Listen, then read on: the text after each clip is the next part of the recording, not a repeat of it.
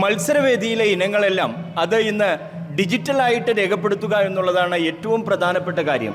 നമ്മളുടെ സ്കൂൾ കലോത്സവത്തിലെ എല്ലാ വേദികളിലെയും മുഴുവൻ ദൃശ്യങ്ങളും ഒപ്പിയെടുത്ത് അതെല്ലാം കൃത്യമായി സൂക്ഷിക്കുന്നത് ലിറ്റിൽ കൈറ്റ്സിലെ അധ്യാപകരും വിദ്യാർത്ഥികളും ചേർന്നുകൊണ്ടാണ്.